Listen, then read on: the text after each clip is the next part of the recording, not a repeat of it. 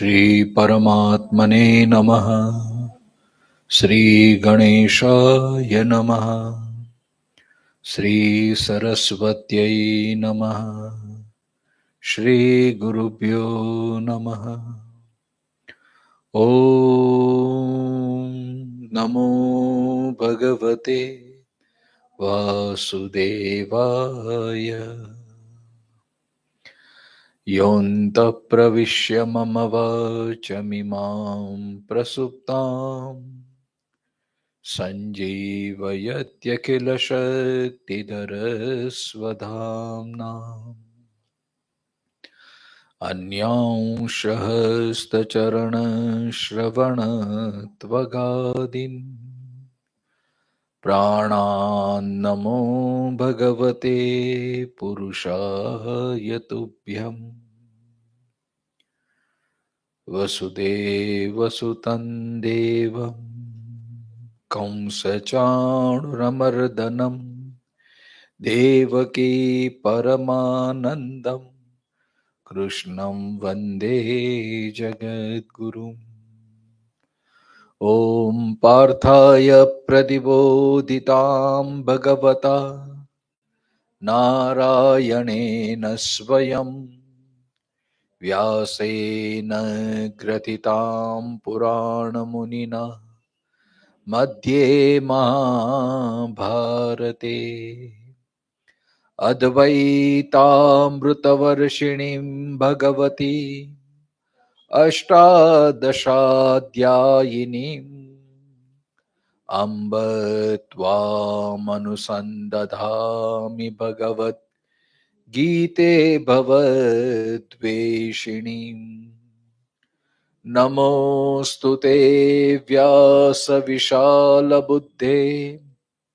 पुल्लारविन्दायतपत्रनेत्रे येन त्वया भारततैलपूर्णः प्रज्वालितो ज्ञानमयः प्रदीपः।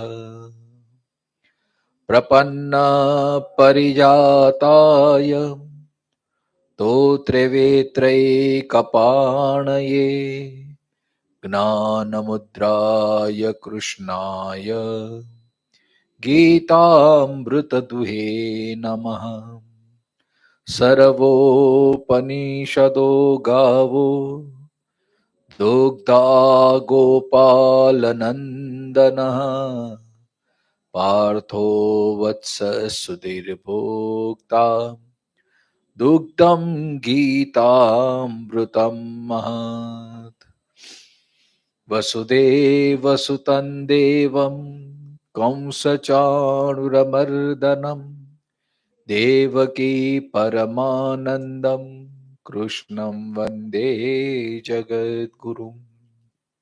भीष्मद्रोणतटा जयद्रथजला गान्धारिनीलोत्पला शल्यग्राहवती कृपेण वहिनी कर्णेन वेलाकुल अश्वत्थामविकीर्णघोरमकरा दुर्योधनावर्तिनी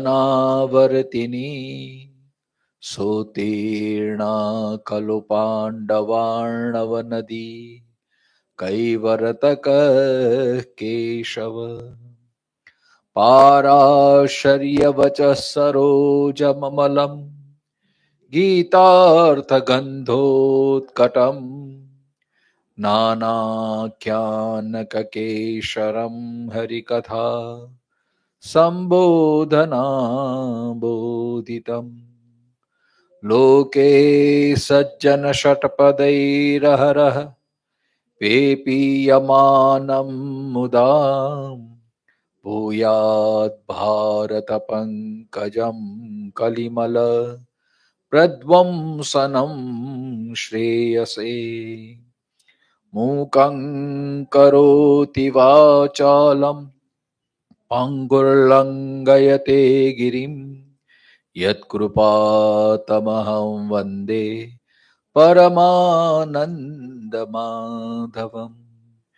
यं ब्रह्मा वरुणेन्द्ररुद्रमरुत स्तुन्वन्ति दिव्यैस्तवैर्वेदैः साङ्गपदक्रमोपनिषदैर्गायन्ति यं सामगाः ध्यानावस्थिततद्गतेन मनसा पश्यन्ति यं योगिनो यस्यान्तन्न विदुसुरासुरगणा देवाय तस्मै नमः देवाय तस्मै नमः। श्री कृष्ण कन्हैया लाल की जय। श्रीमन्नारायण नारायण नारायण श्रीमन्नारायण नारायण नारायण भजमन्नारायण नारायण नारायण भजमन्नारायण नारायण नारायण।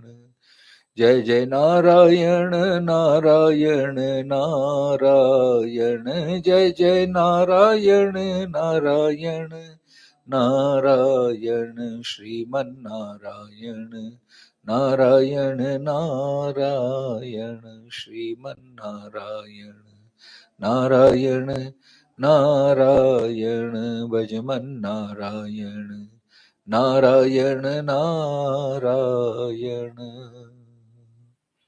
सुरासुरा सेवित पाद पंकजा करे विराजत कमनीय पुस्तिका विदेश पत्नी कमलासन प्रिया सरस्वती नृत्य वाचि में सदा। ओ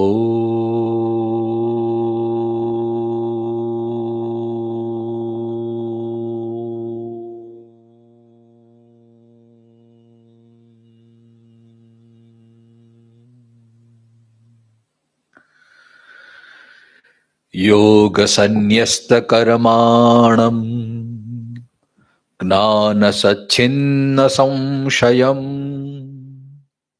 आत्मवन्तं न कर्माणि निबध्नन्ति धनंजय निबध्नन्ति धनंजय।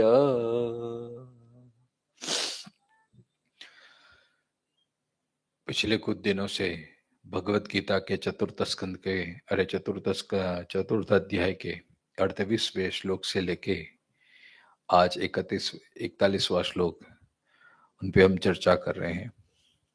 भगवान यहाँ कर्म की बात बता रहे हैं और किस प्रकार कर्म करना चाहिए, कौन से कर्म करने से हमें बंधन नहीं होगा, पाप नहीं होगा, पुनः वापिस इस संसार में नहीं आना होगा, कर्म करते हुए भी हम मुक्त हो सके, भगवत प्राप्ति हो सके, पाप मुक्त हो से पुण्य की प्राप्ति हो, ये सब उपाय हमें भगवान ये भगवत गीता के चौथे अध्याय में बता रहे हैं। वैसे तो ये चर्चा तीसरे अध्याय से दूसरे अध्याय से भी शुरू हो गई है और चौथा अध्याय को मोक्ष कर्म संन्यास योग कहते हैं। तो कर्मों को किस तरह से संन्यास माने मोड़ना है, कर्मों को किस तरह से किस भाव से करना है, तो ये सब बातें भगवान बता रहे हैं। पूरा अध्याय आपने देखा होगा तो भगवान खुद का उदाहरण देते हैं। देखो, हमारा जन्म का कारण होता है हमारे कर्म को भुगतने के लिए, हमारे फलों को भुगतने के लिए हमारा जन्म होता है, लेकिन भगवान का जो जन्म होता है वो दिव्य होता है, क्योंकि भगवान को कुछ फल भुगतने के लिए नहीं आना होता है। इसलिए भगवान का जो जन्म होता है वो अवतार होता है। परित्राणाय साधूनाम विनाशाय च दुष्कृताम धर्म संस्थापनार्थाय संभवामि युगे युगे। यही कर्मयोग का सिद्धांत है। हम आते हैं हमारे लिए, भगवान आते हैं परोपकार के लिए। भगवान के जन्म का आशय निज स्वार्थ नहीं है, वो तो परोपकार भाव से। जब संत को भगवान की जरूरत पड़ती है तो इसलिए भगवान अवतरित होते हैं। और ये जो कर्म का मार्ग है, ये कर्म का सिद्धांत है, भगवान ऐसे नहीं करते मैंने ही प्रतिपादित किया है। भगवान कहते हैं ये तो परंपरा से चला आया है, वैवस्वान सूर्य के वैसे। तो ये जो सिद्धांत है भगवान जो बता रहे हैं वो सनातन है। तो ये सब गीता इस बात में बहुत महत्वपूर्ण रखती है। हमें जीवन दर्शन पथदर्शक ये हमारी गीता है। हमें हमेशा अक्सर भय लेता है लगता है कि ये कर्म से मुझे पाप तो नहीं लगेगा, ये कर्म से मुझे दोष तो नहीं लगेगा। जैसे अर्जुन को भी भय ही है कि ये कर्म से मेरा मेरा सर्वनाश हो जाएगा, मैं पापी हो जाऊंगा, मेरा पतन हो जाएगा। ये सब हम करते हैं ना। तो भगवान ने यही बताया है कि कर्म करते हुए भी हम कैसे मुक्त रह सके। तो वही परंपरा में भगवान ने पहले पूरी कर्म की बात की, फिर ज्ञान का सहारा लेने के लिए कहा कि ज्ञान के अग्नि में से जो वो करेंगे तो उसके सारे कर्म भस्म हो जाएंगे। मतलब कर्म होते हुए भी वो कर्म से अलिप्त रह सकता है। और यही बड़ी कर्म मीमांसा है। देखो, जब हम उसमें आसक्त हो जाते हैं, आसक्त माने उसमें जुड़ जाते हैं, जब हम अहम भाव आरोपित कर देते हैं, तब हमें सुख दुख से ये सब पे परेशानी। इसका यही ज्ञानाग्नि माने अहम भाव छोड़ देना है और परमार्थ अहम के जगत अहम के स्थान पे परम को रख देना है। बस यही ज्ञानाग्नि है। ज्ञान माने क्या, छठे अध्याय में हम देखेंगे।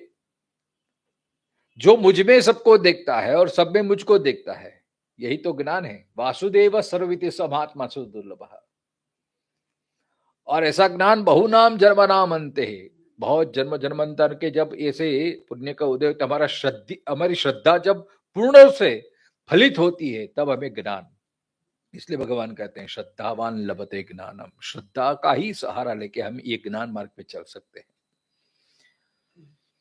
तो ऐसे ये कर्म के सिद्धांत कुछ भगवान बता रहे हैं हमें। तो जो भी करें हम श्रद्धा से करें, मतलब संशय न करें। देखो, एक तरफ भगवान कहते हैं श्रद्धावान लभते ज्ञानम, और एक तरफ भगवान कहते हैं संशय आत्मा विनश्यति दूसरे श्लोक में। तो ये दोनों ही एकदम विरुद्ध हैं। तो जो भी करें हम भाव से करें, प्रेम से करें, श्रद्धा से करें, संशय न करें। अगर संशय है तो किसी महापुरुष के पास जाके उसका निराकरण करें। जैसे अर्जुन को भी शंका हुई, लेकिन अर्जुन ये भाग्यशाली हैं कि उनके पास भगवान श्री कृष्ण थे और उन्होंने अपनी श्रद्धा समर्पित की, शरणागति की।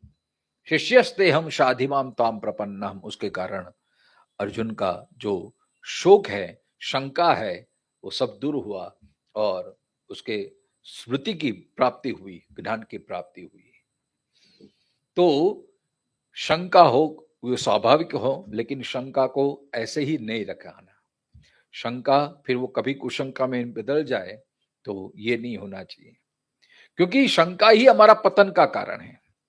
जहां जहां संशय आता है वहां कुछ न कुछ गड़बड़ शुरू हो जाती है।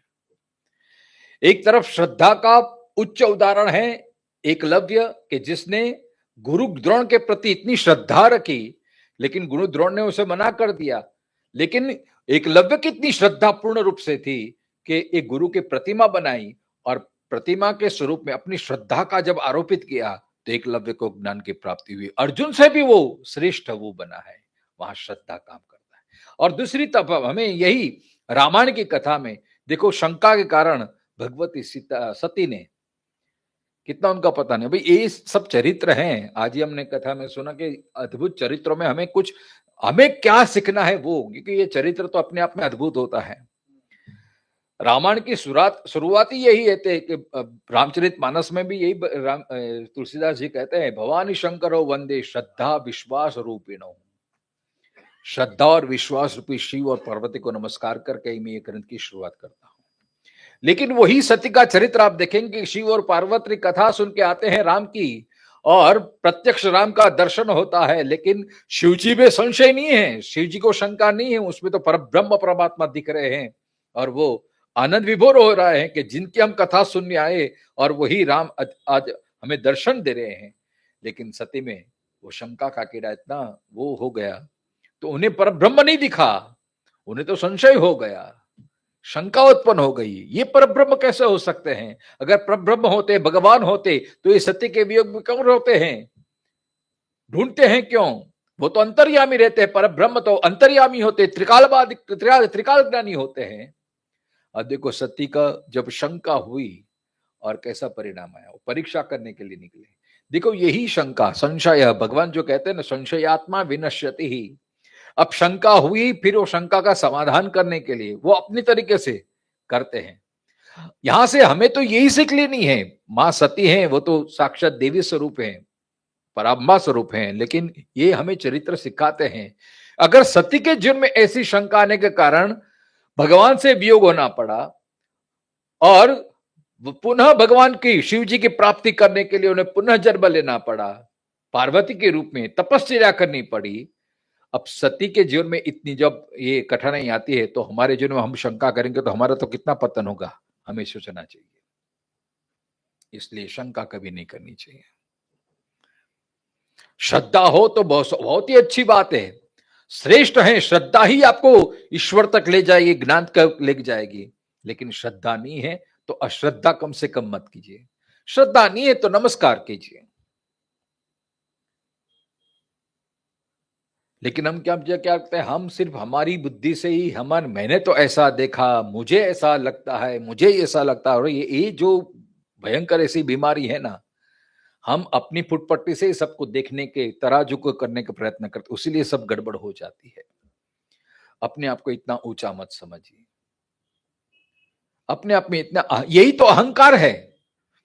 नहीं मुझे ऐसा लगता है, नहीं मुझे ये लगता है, मेरे पल्ले नहीं पड़ता, तुम्हारे पल्ले नहीं पड़ता, उसका मतलब ये नहीं कि जो चीज हम दिख नहीं पाते इसका मतलब ये नहीं है। ये हमारी मूर्खता है, ये हमारे अज्ञान है, यही तो अज्ञान है। तो संशय को दूर करना चाहिए। संशय को ही अपना सच्चा मतलब, नहीं यही ठीक है, ऐसा नहीं करना चाहिए। श्रद्धा है तो बहुत अच्छी बात है, तो आप अवश्य आज नहीं तो कल आप ईश्वर की ओर पहुंचेंगे। इसलिए यहां पे भेद कहा, जो श्रद्धालु होता है और जो शंकालु होता है, उसमें क्या फर्क होता है? श्रद्धा आपको क्या परिणाम देती है जीवन में? श्रद्धावान, जैसे जैसे आप श्रद्धा आप अपनाते हैं, श्रद्धावान बनते हैं। श्रद्धा कभी आपको पतन की ओर नहीं लेके जाएगी। श्रद्धा हमेशा विनम्रता लाएगी और अश्रद्धा शंका की ओर लेके जाएंगी। तो श्रद्धावान होना चाहिए, अश्रद्धा नहीं होनी चाहिए। फिर श्रद्धा होगी तो आप तत्पर बनेंगे। तत्पर माने जो भी कार्य आप, चाहे भगवत का प्राप्ति का कार्य होगा या आपकी कोई भी सांसारिक कार्य होगा, उसमें ये होगी, ये क्वालिटी होनी चाहिए। देखो हम अक्सर विदेशी जो पंडित होते हैं उनको हम सुनते रहते हैं, उनको पढ़ते रहते हैं, how to success in life, how to win the people, जीवन को कैसे जिया जाए, जीवन जीने की कला। लेकिन ये भगवत गीता ही हमें एक एक श्लोक पे आप देखेंगे तो एक एक श्लोक पे, एक एक अध्याय पे हमें भगवान दिखाते किस तरह से जीना चाहिए। मैनेजमेंट बुक, तो किस प्रकार मैनेजमेंट होना चाहिए कोई भी। और ये नहीं कि सिर्फ अध्यात्म के, आप जीवन, ये गीता का यही तो विशेषता है कि आप ये गीता के श्लोकों को आप जब सही अर्थ में सुनते हैं तो ये कोई भी क्षेत्र में आप अप्लाई कर सकते हैं। कोई भी अवस्था हो, धनार्थी, धन की प्राप्ति के लिए भी यही आवश्यकता पड़ेगी। आप देखो, आप इसको धनार्जन में भी उपयोग कर सकते हैं, विद्यार्जन में भी उपयोग कर सकते हैं, काम के लिए भी उपयोग कर सकते हैं। आपके यार को भोग पूर्ति करनी है तो भी यही सिद्धांत काम लगेगा। कुछ मैंने विश्लेषण किया है, आपको ठीक लगे तो आप कर सकते हैं, तो आपको एडिट करने का छूट है, नहीं ये मेरे पल्ले बात नहीं तो आपको कोई बात नहीं, छोड़ देना। लेकिन जो है श्रद्धा आपको दिन प्रतिदिन उत्साह बढ़ाएगी, विनम्रता बनेगी। लेकिन अश्रद्धा होगी तो हमेशा संशय बना रहेगा। श्रद्धा होगी तो तत्परता आएगी। जिसके प्रति श्रद्धा होगी बार बार उससे मिलने की इच्छा होगी। पुस्तक के प्रति श्रद्धा तो बार बार उसे छूने का मन होगा, पढ़ने का मन होगा। श्रद्धा ही हमें ईश्वर की ओर लेके जाती है। इसका मतलब यह है कि आप जो भी करें श्रद्धा से करें। आप ईश्वर का भी भजन करें तो श्रद्धा से करें। आप कोई भी कार्य करें, चाहे लौकिक हो चाहे सामाजिक हो, कोई भी कार्य आप श्रद्धा से करें। श्रद्धा माने क्या? नहीं, ये मैं करना हूं, भगवान ने मुझे मौका दिया है, तो मैं अच्छे से अच्छा क्यों ना करूं, श्रेष्ठ से श्रेष्ठ क्यों ना करूं? यही तो श्रद्धा है। श्रद्धा से संयतेंद्रिय होगा, धीरे धीरे धीरे इंद्रिय समाहित होगी। और अगर श्रद्धा नहीं है, शंका होगी, तो चंचलता बढ़ेगी, और चंचलता अशांति और बढ़ेगी। श्रद्धा आपको संयम की ओर लेके जाएगा, धीरे धीरे आपको संयम आएगा। संयम माने, देखो, श्रद्धा ही हमें केंद्रित करने को सिखाती है। कई लोग बोलते कि हमारा ध्यान नहीं लगता, हम कंसंट्रेशन नहीं कर सकते, क्योंकि श्रद्धा का अभाव है आपका। आप जो भी करते हैं, या तो आप शंका की नजर से, आप तो जिज्ञासु के, आप परखने आते हैं। श्रोता को भी कई प्रकार होते हैं। श्रोता आते हैं, कोई कोई मापने आते हैं, भाई देखे कैसा बोलता है, क्या वातावरण है। चलो, कोई कोई परीक्षा करने के लिए आते हैं, कोई समीक्षा करने के लिए आते हैं, और कोई वास्तव में कुछ पाने के लिए आते हैं। देखो, सुनना एक ही क्रिया है, लेकिन भाव बदलने से कितना सब कुछ बदल जाता है।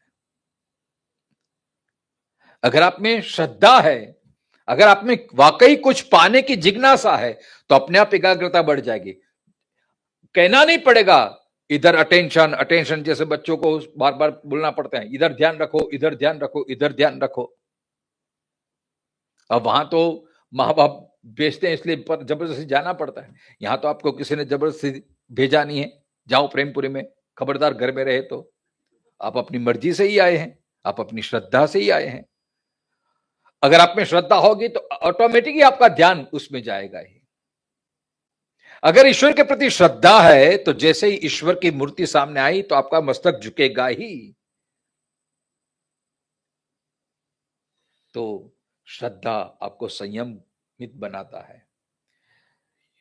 योग संसिद्ध, मतलब धीरे धीरे धीरे, योग माने जो भी, योग माने जुड़ना। आप ईश्वर से जुड़ेंगे, आप ज्ञान से जुड़ेंगे, आप कर्म से जुड़ेंगे। और श्रद्धा नहीं होगी तो चंचलता आएगी, असंयमता आ जाएगी। श्रद्धा ही आपको स्थितप्रज्ञ, मतलब ज्ञान की ओर लेके जाता है। श्रद्धावान लभते ज्ञानम, ज्ञान माने जो जिसकी प्रज्ञा स्थिर हो गई, मतलब इसके जीवन में स्थिरता आ जाती है श्रद्धा के कारण। और अश्रद्धा होगी, संशयता होगी, तो चंचल बुद्धि होगी, कभी इधर कभी उधर, कभी उधर कभी उधर।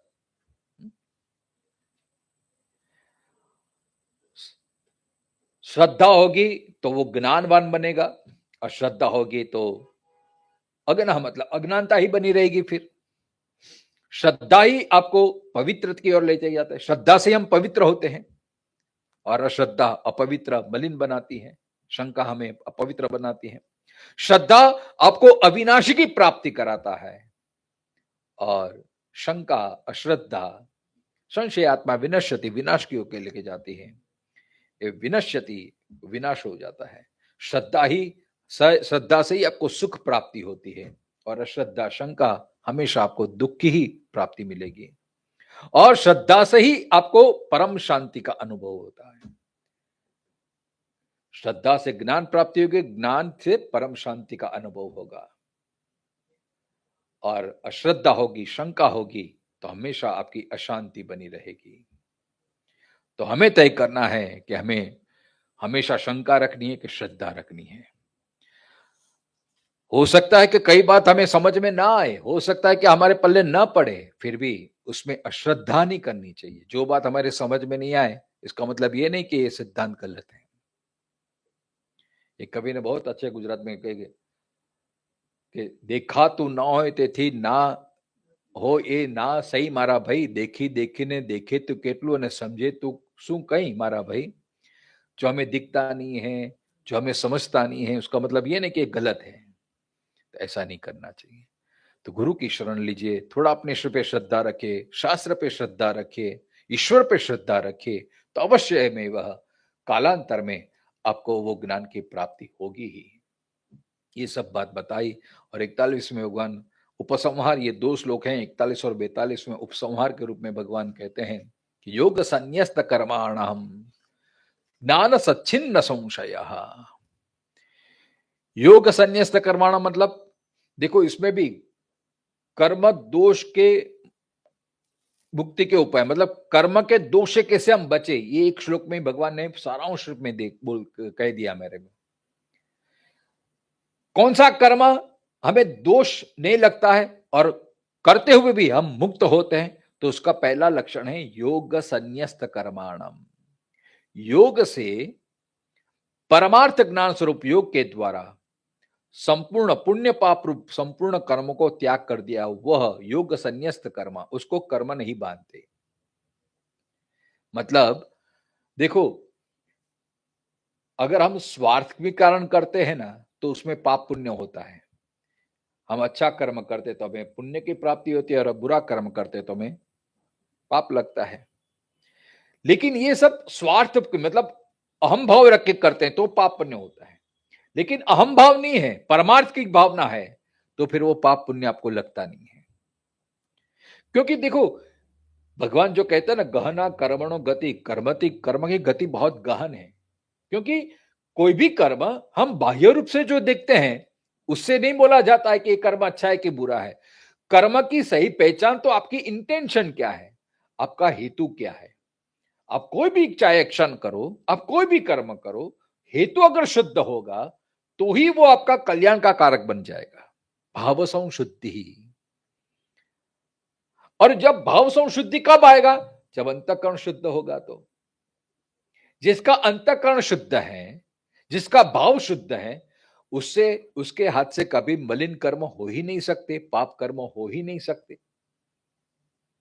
देखो बाह्य रूप से अब अर्जुन का है, अर्जुन को यह लगता है कि ये कर्म करने से मुझे पाप लगेगा, दोष लगेगा। लेकिन अर्जुन ये भूल जाता है कि ये तो इसका स्वभाव है, मारना वो स्वभाव नहीं। लेकिन क्षत्रिय स्वभाव क्या है कि युद्ध करना, ये उसका लोही में, ये उसका कोई भी कर्म, जैसे भगवान कहते हैं नियतम कुरु कर्मत्मम, नियत माने जो अपना स्वाभाविक कर्म है। आगे भी भगवान कहते हैं दूसरे के चातुर्वर्ण्य मया सृष्टम गुण कर्म विभाग वश। भगवान ने जो हमारी वर्ण व्यवस्था की है, वो किस कारण, गुण कर्म विभाग, हमारे स्वाभाविक जो वृत्ति है उसके हिसाब से ये चातुर्वर्ण बनाया है। ब्राह्मण किसको कहते हैं, वैश्य किसको कहते हैं, क्षत्रिय किसको कहते हैं, शूद्र किसको कहते हैं। तो ये जो वर्ण व्यवस्था है वो जाति ऐसे नहीं, वो हमारे स्वभावजन्य कर्म के हिसाब से होता है। अब जो जिनका स्वाभाविक कर्म है अगर वो करता है तो उसके दोष नहीं लगता है। जैसे क्षत्रिय का स्वाभाविक धर्म क्या है, क्षत्रिय की व्याख्या क्या है, क्षतात त्रायते क्षत्रिय, जो दूसरों की रक्षा करे, जो राष्ट्र की रक्षा करे, जो देश की रक्षा करे, इसके लिए उसको क्षत्रिय कहते हैं। तो रक्षा करना ये इसका स्वाभाविक धर्म है, रक्षा करना ये एक सहज कर्म उसका है। अब ये उसका सहज कर्म हो गया तो उसके लिए उसको दोष नहीं लगता। वो आदमियों को मारता है, उसके पीछे उसका द्वेष नहीं, उसको राष्ट्र भावना है कि मेरी राष्ट्र की मुझे रक्षा करनी है। जैसे बार बार मैं कहता हूं, बॉर्डर पे जो सैनिक होता है वो बॉर्डर की रक्षा करता है। अगर कोई शत्रु आता है, अगर देश का अहित करने के लिए आता है, तो अगर उसको अटकाता है, उसको मारता है, तो उसे अवार्ड मिलता है, उसको प्रमाण पत्र दिया जाता है। क्यों? क्योंकि उसने देश की रक्षा की, शत्रु को आने से रोका। लेकिन ऐसा इसका ना, अरे इसने इतने आदमी मार दिए तो उसको पाप नहीं, वो पुण्य का कार्य है। मारना बाह्य दृष्टि से तो पाप है, लेकिन यहां पे वो पुण्य बन जाता है क्योंकि उसका वो सहज कर्म था इसका। तो इस दृष्टिकोण से ये कॉन्सेप्ट, मतलब ये आप बारंबार इसका अभ्यास करेंगे ना, गीता का तीसरा, चौथा, पांचवा अध्याय, तो फिर आपको कभी संशय नहीं रहेगा, कभी डाउट नहीं रहेगा ये कर्म अच्छा है कि ये कर्म बुरा है, ये पाप लगेगा कि पुण्य लगेगा। कर्म तो कर्म ही होता है, कोई कर्म अच्छा नहीं होता है, कोई कर्म बुरा नहीं होता। हम इसके साथ कैसे जुड़ते हैं, देखो जैसे साधन तो साधन होता है। अब तलवार होती है, तलवार को कोई दोष नहीं लगता, लेकिन वो किस हेतु से हम उसको उठाते हैं, किस आशय से हम उसका उपयोग करते हैं। वैसे कर्म एक साधन ही है, वो साधन को हम किस हेतु से हम लेते हैं। कर्म का उपयोग हम स्वार्थ प्राप्ति के लिए करते हैं, भोग प्राप्ति के लिए करते हैं कि ईश्वर प्राप्ति। कर्म तो कर्म ही है, कर्म एक साधन है। कर्म से आप स्वार्थ पूर्ति भी कर सकते हैं, भोग प्राप्ति भी कर सकते हैं, और कर्म से ही आप ईश्वर प्राप्ति भी कर सकते हैं। तो यहां जो भगवान बता रहे हैं चौथा अध्याय में, कर्म से हम ईश्वर को कैसे प्राप्त करें, कर्म से हम मुक्त कैसे हैं, कैसे रह सके, ये सब बातें बता रहे हैं। तो कर्म करते हुए भी कर्म दोष से हम कैसे बचे, और कर्म करते हुए भी हम मुक्त का कैसे अंदर ये अनुभव करें, हम बंधन में ना पड़े। तो उसके लिए पहला भगवान कहते हैं योग संन्यस्त कर्माणाम, मतलब योग रूपी, योग में आपका कर्म का संन्यास कर दे। अब योग दो तरह के होता है, कल हमने थोड़ा थोड़ा उसका एक कर दिया था, लेकिन समय हो गया था, तो यहां तक हम पहुंचे थे। योग की परिभाषा गीता में मोटे मोटे तौर पे दो जगह का, योग कर्मसु कौशलम और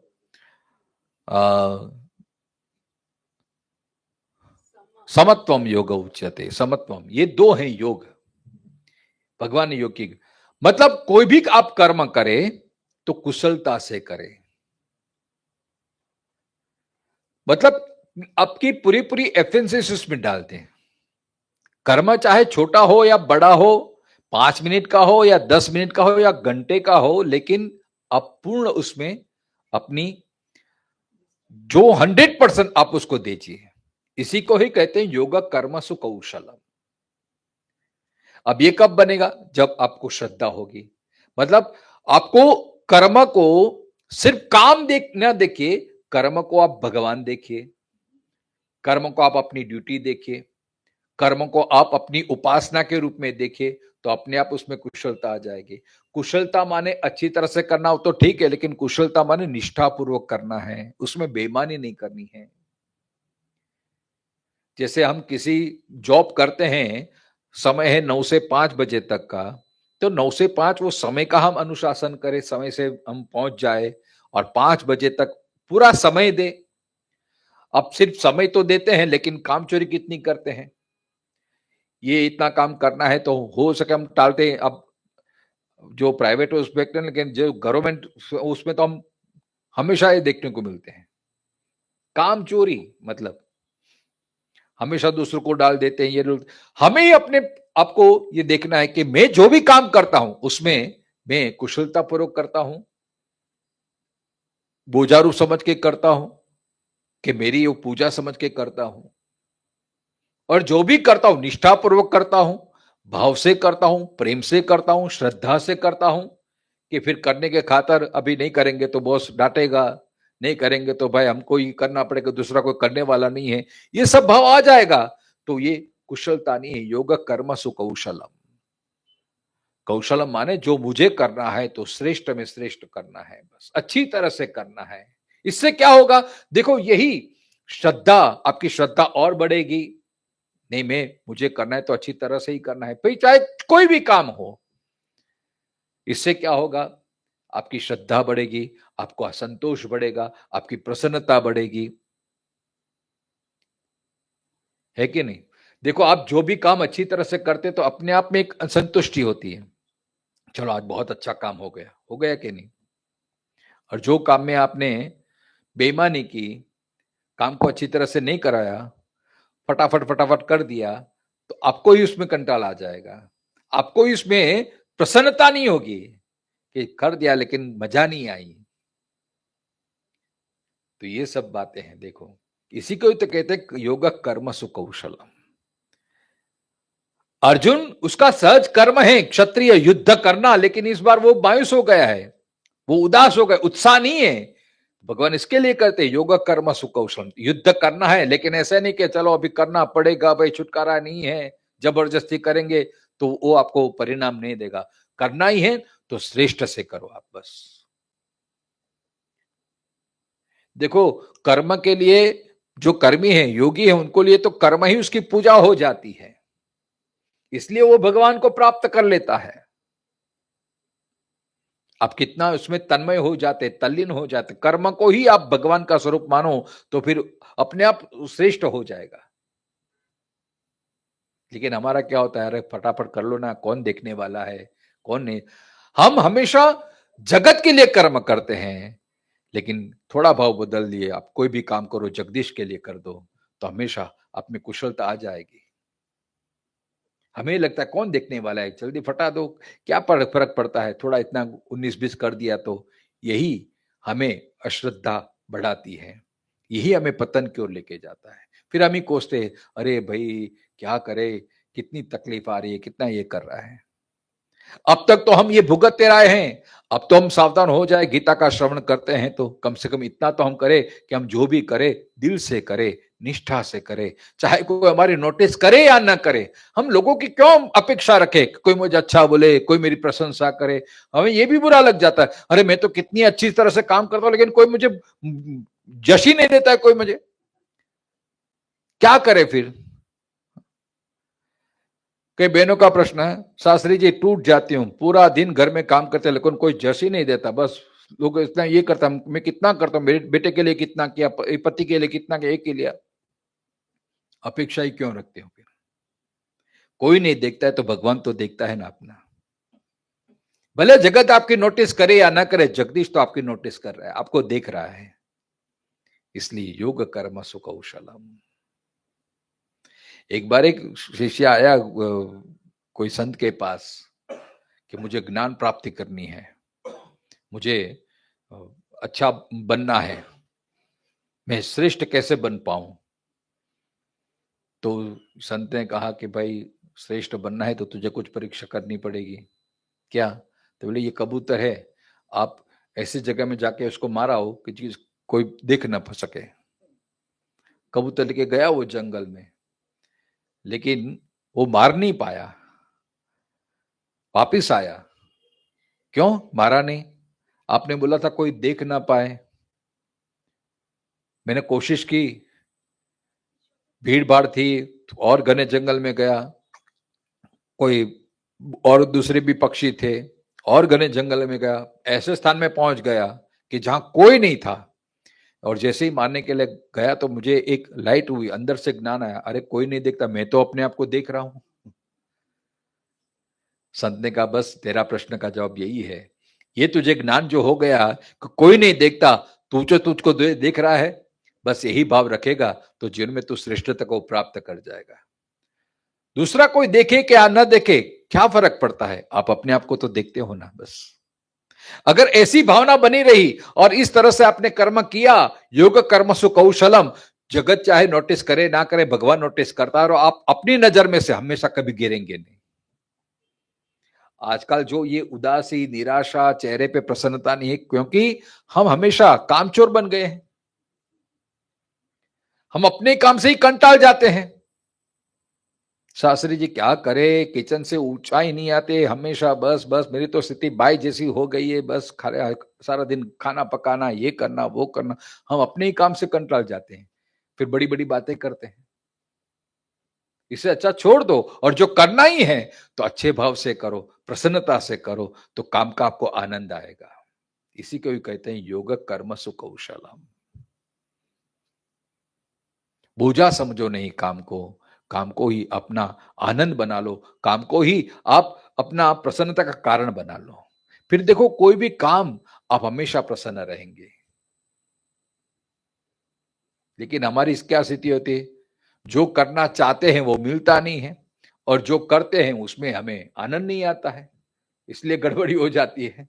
हम हमेशा कम अरे ऐसा मुझे काम होता, काम मिलता तो मैं कितना अच्छा होता, ऐसा मैं करता तो कितना अच्छा। अरे भाई जो आपके पल्ले आया उसको ही आप श्रेष्ठ बनाओ। फिर समय है तो समय का सदुपयोग करो, काम हो तो काम अच्छी तरह से करो।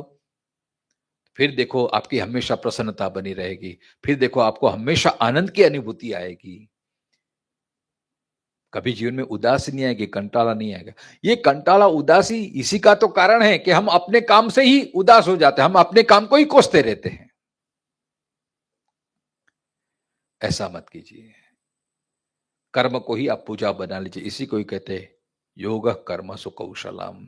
इस भाव में भगवान कहते हैं योग संन्यस्त कर्माणम।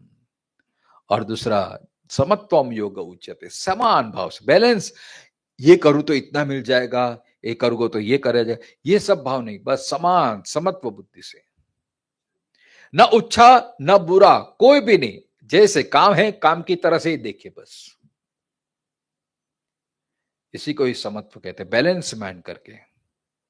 न भविष्य की चिंता करे, न भूतकाल की चिंता करे, वर्तमान में ही रहना है, इसी को कहते हैं समत्व। आज का मैं देखूं, अभी का मैं देखूं, अभी जो कार्य कर रहा हूं, जैसे ये भी हम यही कार्य तो अभी कर रहे हैं, आप सुनने का कार्य कर रहे हैं, मैं बोलने का कार्य कर रहा हूं, तो उसमें भी समत्व माने। न मन को उधर जाने दे, घर पे जाने दे, न मन को कहीं और न जान, मन को यहीं पे रखे, उसको कहते हैं स्थिरत्व, बैलेंस माइंड। न कुछ और सोचे, केवल यहां पे केंद्रित कीजिए, तो इसको कहते हैं समत्वम। तो जो भी आप करें बैलेंस करके कीजिए। कभी कभी क्या होता है कि हम इतने आवेश में आ जाते हैं, सुख होता है, अनुकूलता होती है, इतने आवेश में आ जाते हैं, हवा में उड़ने लगते हैं, और दुख आता है तो रोने लगते हैं। ये समत्व नहीं है। चाहे कोई सी भी स्थिति हो, कैसी भी सिचुएशन है, हमें हमेशा हमेशा स्थिरत्व प्रदान करना। इसलिए तो गीता में लिटरली 24 से 25 बार भगवान ने सम शब्द पे जोर दिया है। हर एक अध्याय में सम, भगवान सम सम सम शब्द का प्रयोग करते हैं। पतंजलि में भी यही है। तो बैलेंस बना रखता, इसी को बोलते हैं। न तो क्या होता है, यही प्रसन्न मन है, या तो फिर हम विक्षिप्त हो जाते या क्षिप्त हो जाते हैं। विक्षिप्त मन हमेशा चंचलता बनी रहती है, अप्रसन्नता बनी रहती है, इसलिए स्थिरत्व। तो यही योग है। तो जो भी काम करे अच्छी तरह से करे, कुशलता से करे, निष्ठापूर्वक करे, श्रद्धा भाव पूर्वक करे, ईश्वरीय भाव से करे, और पेशेंस रख के करे, धीरज रख के करे। तो यही योग संन्यस्त कर्माणम ज्ञान सच्छिन्न संशय। ज्ञान सच्छिन्न संशय माने, मैंने बोला ना, कोई नोटिस करे ना करे, हम क्यों दूसरे की अपेक्षा करें, भगवान तो देख रहे हैं, क्योंकि भगवान सर्वत्र हैं। हम बोलते हैं, हम पढ़ते हैं, हम सुनते हैं। गीता में भी ज्ञान माने क्या, कि प्रभु सर्वत्र है, मुझ में भी भगवान है और तत्र सर्वत्र है। उपनिषद भी यही कहते हैं, ईशावास्य विदम सर्वम यत्किंचत जगत्याम जगत। तब जब सर्वत्र भगवान है, तो मेरे में भी भगवान है, मैं जो कार्य कर रहा हूं उसमें भी भगवान है, सब में भगवान है। इसलिए तो भगवान चौथे अध्याय में यही तो बात कहते हैं, ब्रह्मार्पणम ब्रह्मवीर ब्रह्माग्नौ ब्रह्मणहुतम। यही तो ज्ञान की उच्च अवस्था है, सब में ब्रह्म देखता है, सर्वम खलविदम ब्रह्म। ब्रह्म भाव साफ कीजिए। तो ज्ञान, मैं जो कर्म कर रहा हूं क्यों कर रहा हूं, किस लिए कर रहा हूं, मुझे सुख मिले उसके लिए, मुझे अच्छा फल मिले उसके लिए, तो फिर वो भगवत भाव नहीं हो गया। लेकिन जो मैं कर्म कर रहा हूं, भले मुझे सुख मिले या ना मिले, लेकिन इससे दूसरों का कल्याण हो, दूसरों का हित हो, कम से अब ये देखो, शुरुआत होती है परिवार से। भाई मैं सिर्फ मेरे लिए नहीं कमा, मेरे बच्चे के लिए कमा रहा हूं, मेरे परिवार के लिए कमा रहा हूं, तो ये भी थोड़ा तो परोपकार भाव है। यहीं से तो यात्रा शुरू होती है। लेकिन यहीं तक यात्रा हमारी क्या है, यहीं तक यात्रा सीमित हो जाए, हूं और मेरे परिवार, बस यहां तक ही सीमित हो जाता है। बहुत बहुत तो फिर बहुत भगवान संबंधित देते तो थोड़ा समाज के लिए। लेकिन हमारी यात्रा सतत बढ़ती रहनी चाहिए, हमारी जो विशालता बनती रहनी चाहिए। पहले मैं होता है, फिर मेरा होता है, फिर सबका होता है, मतलब मैं, फिर मेरा परिवार, फिर समाज, अड़ोस पड़ोस। तो कोई भी काम आप जब दूसरे के हित के लिए करते हैं, तो वो भगवत स्वरूप हो जाता है। हमेशा अपने स्वार्थ का सोचे नहीं, कभी कभी परमार्थ का भी सोचे, बस ये दूसरे के भले के लिए। और देखो, ये आप नोटिस कीजिए, हमेशा आप दूसरे के हित के लिए जब करते हैं ना, तो क्या होता है, आपका अंतःकरण शुद्ध, आप अंदर से एक सुकून मिलता है। आप समझे कि नहीं, कोई भी आप काम निष्ठा से करो, दिल से करो, तो अंदर से ही आपको सुकून मिलता है। कोई भी काम आप परोपकार भाव से करो, बिना अपेक्षा लोग मुझे प्रशंसा करे, मुझे सर्टिफिकेट दे, मेरी वाहवाह करे, ये भाव आ गया, तो फिर वो सत्कर्म भी वास्तव में होते हुए सत्कर्म भी वो सत्कर्म नहीं है, फिर उसमें फल अपेक्षा आ गई, तो फिर वो ज्ञान सच्छिन्न संशय ये नहीं हो गया, फिर ज्ञान स्वरूप नहीं हो गया। भगवत भाव से आप करें बस, भगवत प्रीत्यर्थे। इसलिए तो हमारे ये कहते हैं ना कि जो भी आप काम करो अंत में भगवान को समर्पित कर दो। हमारे यज्ञ में भी आता है, कर्मकांड में भी आता है कि आप सत्यनारायण की कथा करें, फिर संकल्प करता है पंडित जी, ये सब कर्म कृष्णार्पणमस्तु, भगवान तुझको अर्पित कर दिया। अब कर्म करने के बाद आप अर्पण करो या पहले से आप भगवत स्वरूप मान के ही करो, तो ज्यादा फर्क नहीं है। उल्टा तो ये सबसे श्रेष्ठ है कि पहले से आप भगवत स्वरूप जान के, ज्ञान माने मैं कर्म क्यों कर रहा हूं, किस लिए कर रहा हूं और मुझे क्या पाना है। अब देखो आपकी संकुचितता होगी कि बस मुझे इतना मिल जाए तो भगवान इतने ही देते हैं, क्योंकि यादृशी भावना तादृशी फलम। आप फल की अपेक्षा न रखो फिर भी फल तो मिलेगा ही, लेकिन इतना स्वार्थी इतना संकुचित क्यों बन जाते हो कि भगवान मुझे इतना दे दे, भगवान तो सबको इतना दे दे। अब सबका भाव करेंगे तो आप अपने भी आ जाते हैं। इसलिए हमारे भजन है ना, सौनु करो कल्याण दयालु प्रभु सौनु करो कल्याण, सर्वेत्र सुखिनः संतु। अगर आप सर्वेत्र सुखिनः संतु बोलेंगे तो भगवान आपको छोड़ देंगे क्या? सर्वत्र बोलेंगे उसमें आप भी आ जाएंगे। बस यही तो कर्म योग है। प्रभु तू सबका कल्याण करना, प्रभु तू सबको सन्मति देना, तो प्रभु इसमें हम भी आ जाते हैं फिर, क्योंकि सब में हम जुड़े हुए हैं। इसी को ही कहते हैं ज्ञान सच्छिन्न संशय। तो ये भाव रख के, परमार्थ भाव से रखें। और जब जब परमार्थ भाव होता है ना, तो ऐसा कई दृष्टांत होता है, मैंने कई बार कथा में कहा है कि जब हम स्वार्थ भाव रखते हैं ना, तब हमारा प्रारब्ध और सब हमें घेरने के लिए आते हैं। लेकिन जब स्वार्थ छोड़ देते हो, परमार्थ की भावना करते हैं ना, तो खराब से खराब प्रारब्ध भी हमारा सुधर जाता है। हमारी प्रारब्ध भी भगवान नसीब को बदल देते हैं, इतना शक्ति है परमार्थ में, ज्ञान में। हाँ, लिमिटनेस आ जाता है। जब आप अपनी कामना की पूर्ति के लिए करते हैं तो भगवान फिर सारा हिसाब किताब देखते हैं, आपकी पात्रता कितनी है, आपके नसीब कितना है, आपके वो उसमें सुख है कि नहीं। लेकिन जब आप निष्काम भाव से करते हैं तो भगवान अढलक ढड़ियो सामड़ियो इतना दे देते, इतना देते हैं कि आपने सोचा भी नहीं होगा। तो या तो निस्वार्थ भाव से करो या तो परोपकार भाव से करो, यही ज्ञान मार्ग है। फल की अपेक्षा बिल्कुल मत रखो। फल तो वो तो भविष्य काल हो गया, भविष्य को क्यों चिंता करते हो। अपने आज को आप प्रसन्न बना रहे हो, तो आपको आज का प्रसन्न बनाना है तो कर्म को ही आप केंद्रित करो बस। जीव तू सिद्धने चिंता करे, कृष्ण ने करू होय ते करे। तो यही ज्ञान सच्छिन्न संशय।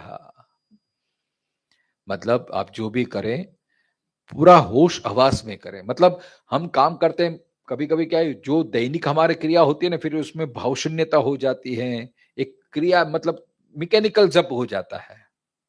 ये नहीं, मैं क्यों कर रहा हूं, किस लिए, सावधानी से कीजिए, विवेक पूर्वक कीजिए। इसी को ही कहते हैं ज्ञान सच्छिन्न संशय।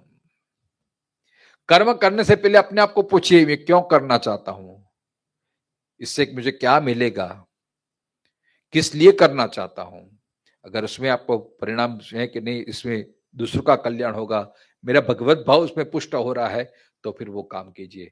यही बोलते हैं ज्ञान सच्छिन्न संशय। कोई भी काम ऐसे बस शुरू मत कर दीजिए। अर्जुन की भी यही दशा हो गई, उसने बस ऐलान कर दिया मुझे युद्ध नहीं करना है। अरे इससे उसका कितना पतन हो जाता, वो कितना राष्ट्र का अहित कर देता। विवेक अपने हमेशा जागृत रखिए बस।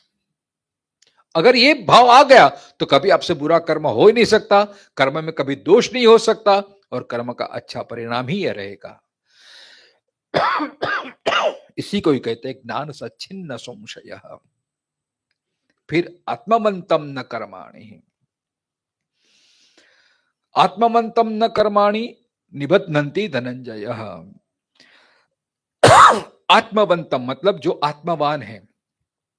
आत्मवान माने मैंने कल बोला था ना, केवल देह के सुख के लिए, इंद्रिय सुख के लिए हम कोई भी कर्म न करें, आत्मतुष्टि के लिए करें। और आत्मतुष्टि कब होती, जब आप कोई भी काम दिल से करते, प्रसन्नता से करते। मैं पहले भी बोल चुका हूं, चाहे किसी को मालूम पड़े या ना पड़े, कोई भी आप अच्छा कर्म करते हैं तो देखो, पहले तो अपना मायला प्रसन्न होता है, अपना अंतःकरण होता है, वाह चलो एक सुकून मिलता है, यही तो आत्मावंतम होता है।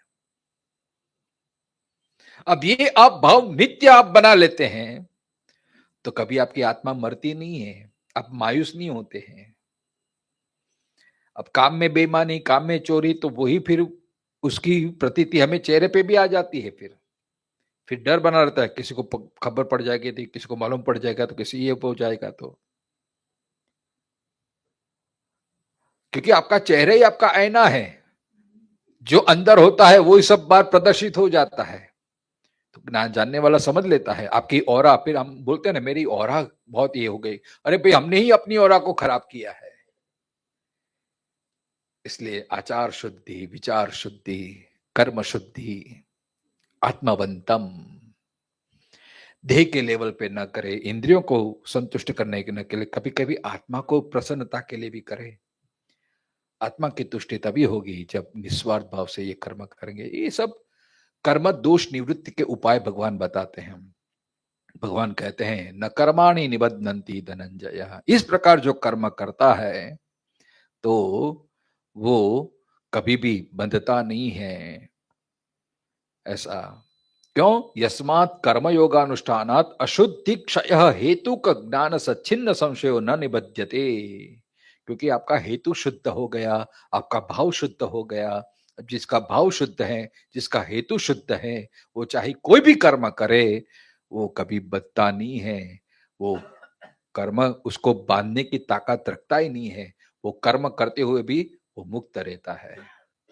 तो इस ज्ञान रूपी अग्नि में तपा के, कोई भी आप ऐसे कच्चा खाते हैं तो हमेशा वो पचाने योग्य नहीं हो जाता, लेकिन अग्नि का संसर्ग होता है तो सुपाच्य हो जाता है, वो पोषण करता हो जाता है। वैसे ही हमारे एक एक कर्म ये भगवत रूपी अग्नि में पका के हम उसमें जरा शेक के हम करेंगे तो स्वाद भी आएगा, सुपाच्य भी हो जाएगा और रुचिकर भी हो जाएगा और पौष्टिक भी बन जाएगा। वैसे ही हमारे जीवन के एक एक कर्म हम भगवत स्वरूप में मिला के इस प्रकार करेंगे तो वही कर्म हमारे लिए प्रसन्नता का कारण बन जाएगा, आत्मतुष्टि का कारण बन जाएगा, और वही कर्म हमें भगवत की और भगवत प्राप्ति का कारण बन जाएगा। समय हो गया है, अंतिम श्लोक कल देखेंगे। ओम पूर्णमद पूर्णमिदं पूर्णात् पूर्णमुदच्यते पूर्णस्य पूर्णमादाय पूर्णमेवावशिष्यते। ओम शांति शांति शांति। शंकरं शंकराचार्यं केशवं बादरायणं सूत्रभाष्य कृतौ वंदे भगवन्तौ पुनः पुनः।